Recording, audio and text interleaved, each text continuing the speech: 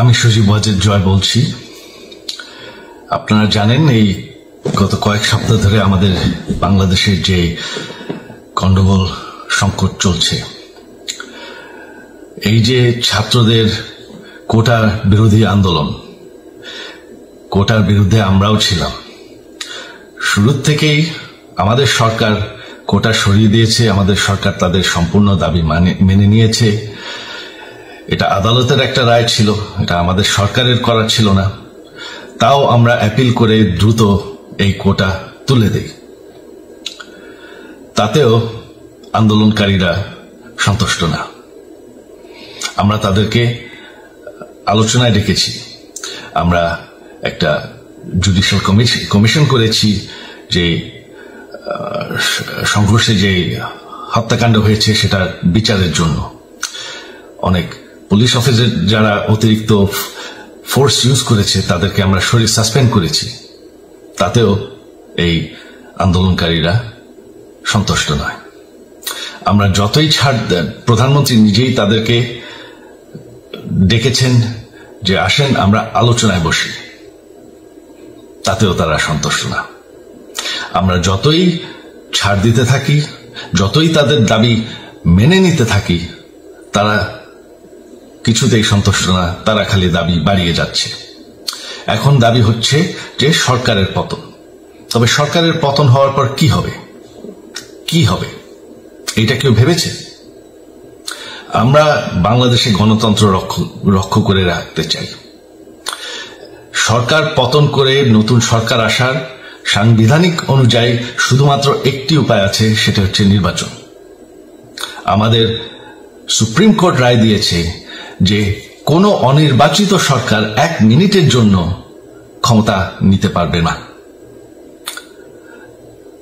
তো তাদের এই নির্বাচনের দাবিও যদি আমরা মেনে নেই, তো তারা তো এই পর্যন্ত কোনো দাবি, আমরা যত দাবিতেই রাজি হয়েছি তারা তাদের দাবি বেরিয়ে যাচ্ছে।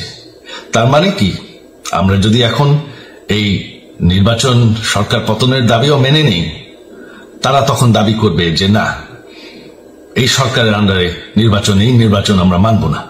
তখন কি হবে এটা কেউ ভেবেছে?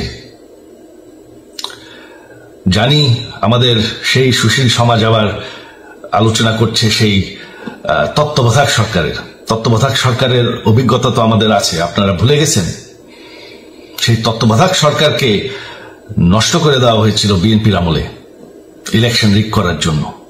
তারপর যখন আরেক তত্ত্বাবধায়ক সরকার আসলো, দেশের কি অবস্থা হয়েছিল।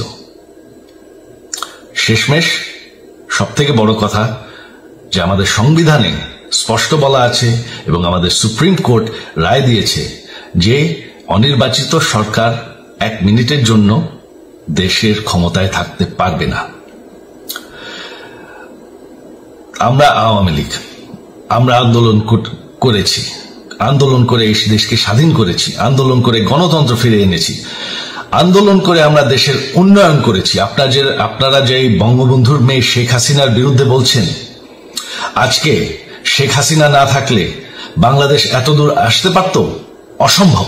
কেউ কল্পনা করতে পারে না যে বাংলাদেশ এরকম উন্নতি করবে, এরকম উন্নয়ন হবে।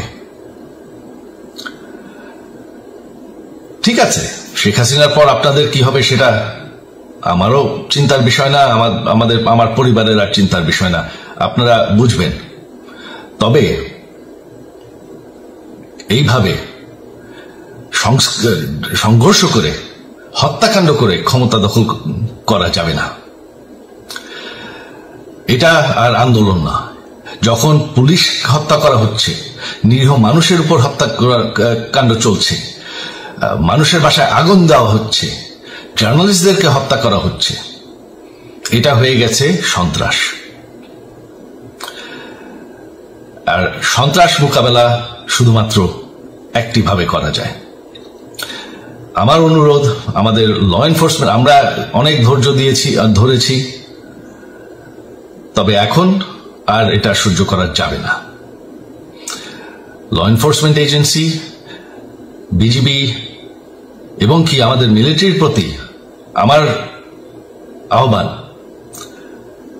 যে আপনাদের দায়িত্ব হচ্ছে আমাদের দেশের মানুষকে নিরাপদ রাখা। এবং আমাদের দেশকে নিরাপদ রাখা, আমাদের দেশের সংবিধানকে নিরাপদ রাখা, সংবিধানকে রক্ষা করা। তার মানে 1 মিনিটের জন্য কোনো অনির্বাচিত সরকার আমাদের ক্ষমতায় আসতে দিবেন না। এটা হচ্ছে আপনাদের দায়িত্ব, কারণ সেইটা হলে আমরা আবার পাকিস্তানের মতন হয়ে যাব। আমাদের এই যে 15 বছরের উন্নয়ন সব শেষ হয়ে যাবে। বাংলাদেশ এর থেকে আর কোনোদিন ফিরে আসবে না।